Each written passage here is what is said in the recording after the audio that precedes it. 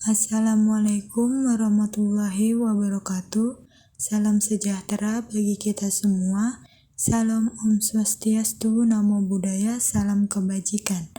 Yang terhormat Ibu Dorit Hartini, MAK, dan teman-teman sekalian. Dalam kesempatan presentasi kali ini, kami akan membahas tentang sejarah perekonomian Indonesia. Saya dari perwakilan kelompok 1, kelas 64 3B04 akan memperkenalkan anggota kelompok kami, yaitu Alia Yunika dengan NIM 64221972, Fatimah Azhar Majida dengan NIM 642222432, Jihan Rohadatul Aisy dengan NIM 64221948, Miftahun Nisa Muzamil dengan NIM 642222034, Raina Fadilatun Nisa dengan NIM 64221993, Salma Eka Sari Putri dengan NIM 64222001, Suci Cahyani dengan NIM 64221906,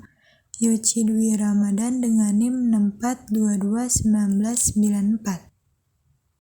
Selanjutnya, apa itu sejarah perekonomian Indonesia? Sejarah perekonomian Indonesia terbentuk atas lokasi geografisnya yang terletak di antara persilangan samudra dan benua dunia. Sumber daya alam yang melimpah berupa hasil tani dan bumi serta penduduk yang tinggal di penjuru kepulauan, yang membentuk dasar dari perkembangan negara Indonesia. Munculnya kontak dengan perdagangan internasional melalui mitra asing yang datang untuk berdagang juga ikut berperan penting dalam perkembangan Indonesia, berupa kedatangan pedagang dari India, Cina, Arab, dan Eropa yang ikut mengeksplorasi rempah-rempah.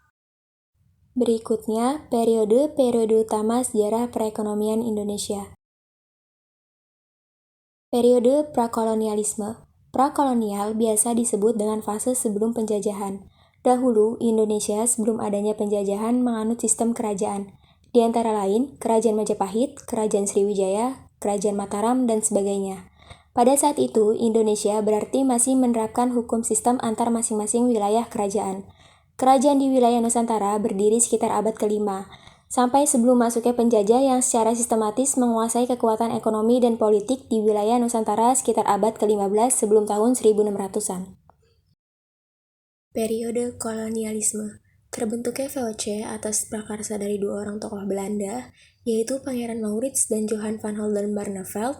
Pada tahun 1602, kongsi-kongsi dagang Belanda dipersatukan menjadi sebuah kongsi dagang besar yang diberi nama VOC, Verenigde Oost-Indische Compagnie, atau Persekutuan Maskapai Perdagangan Hindia Timur.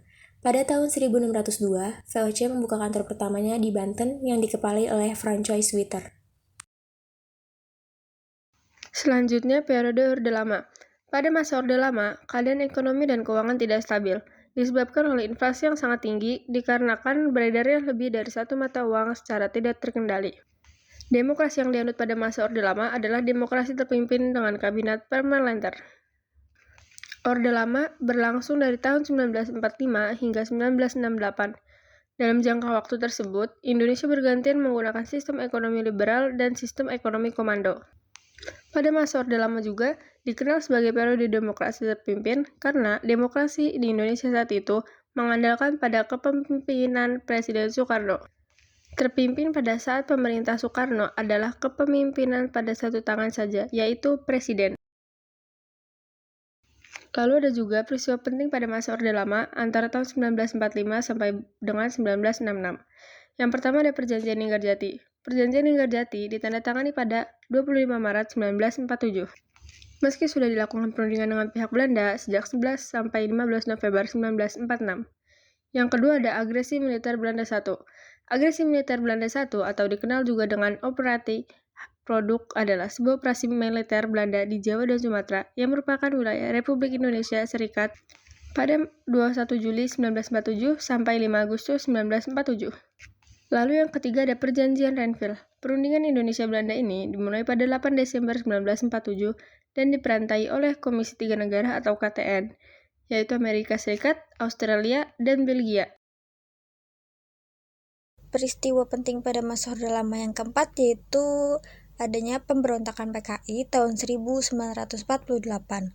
Pemberontakan ini dilakukan oleh Front Demokrasi Rakyat atau FDR yang terdiri dari Partai Komunis Indonesia atau PKI, Partai Sosialis Indonesia atau PSI, Partai Buruh Indonesia atau PBI, Pemuda Rakyat, dan Sentral Organisasi Buruh Seluruh Indonesia atau SOBSI.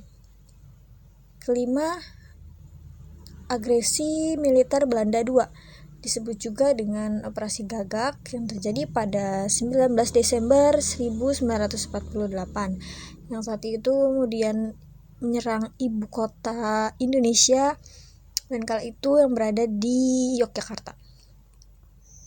Keenam, ada Konferensi Meja Bundar atau KMB, yang merupakan sebuah pertemuan yang dilakukan di Den Haag, Belanda, yang berlangsung sejak 23 Agustus hingga 2 November 1949. Selanjutnya ada periode Orde Baru. Pada masa Orde Baru menerima beban berat dari buruknya perekonomian Orde Lama. Tahun 1966 sampai 1968 merupakan tahun untuk rehabilitas ekonomi, yang saat itu pemerintah Orde Baru berusaha keras untuk menurunkan inflasi dan menstabilkan harga. Dengan dikendalikannya inflasi, stabilitas politik yang tercapai berpengaruh terhadap bantuan luar negeri yang mulai terjamin dengan adanya IGJI atau Intergovernmental Group on Indonesia yang saat itu diketuai oleh Belanda. Selain itu, pemerintah Orde Baru menyadari pentingnya suntikan dana untuk melakukan pembangunan.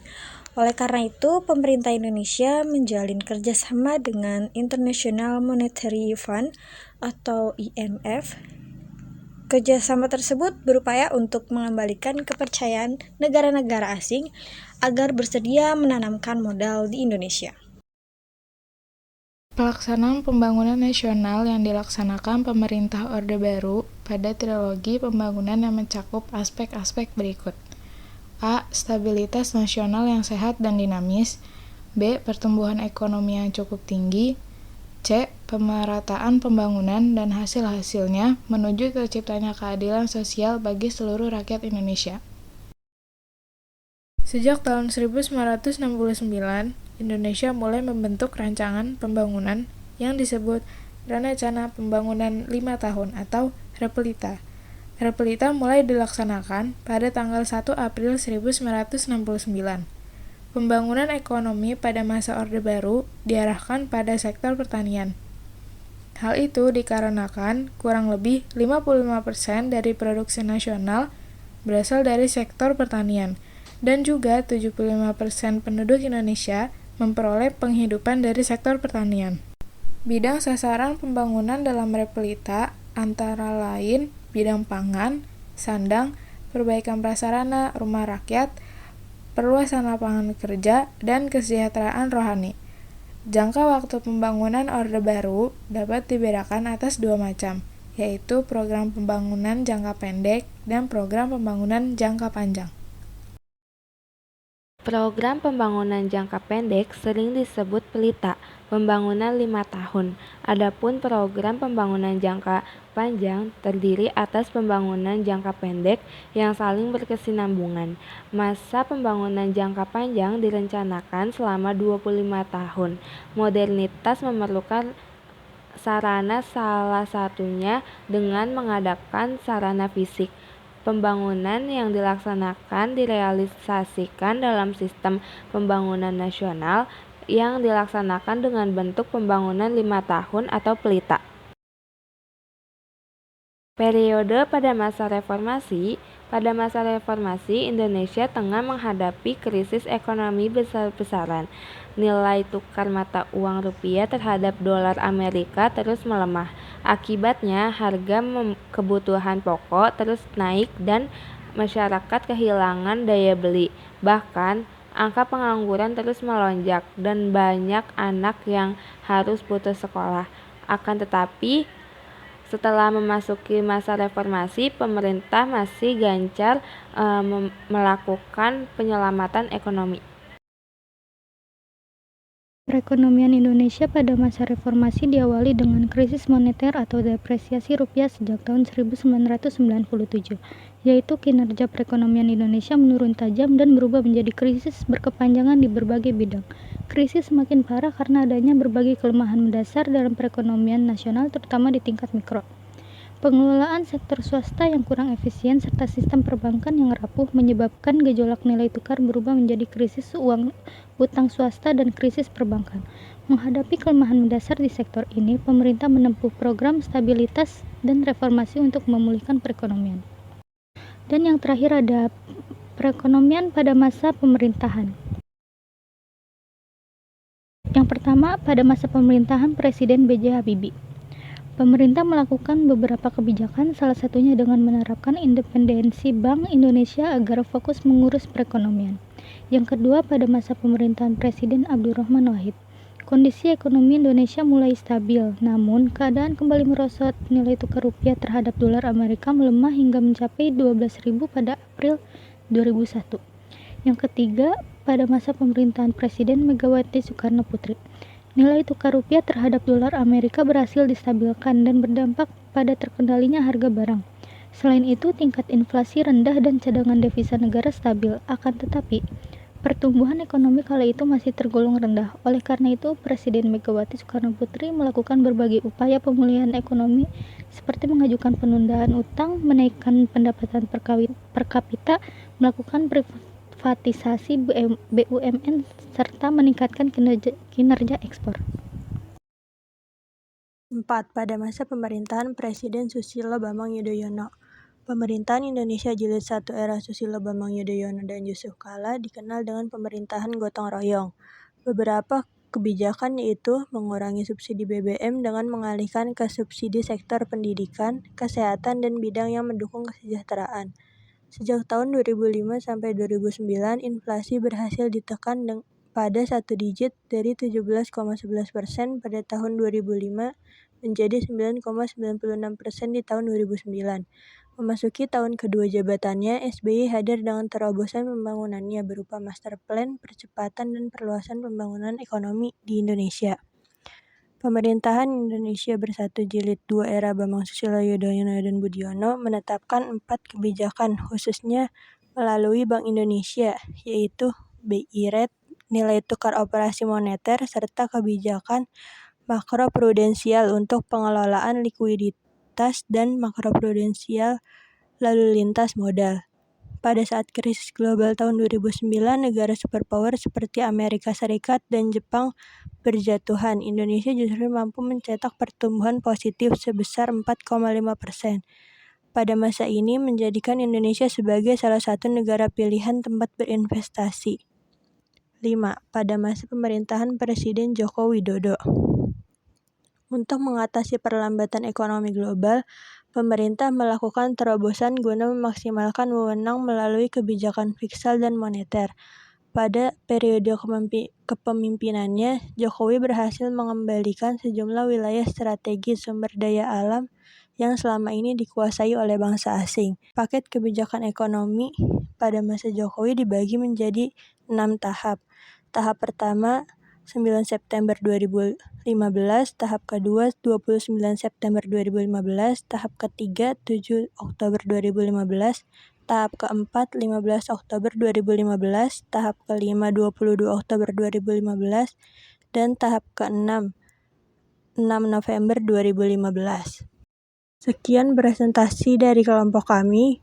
Kurang lebihnya kami mohon maaf. Wassalamualaikum warahmatullahi wabarakatuh.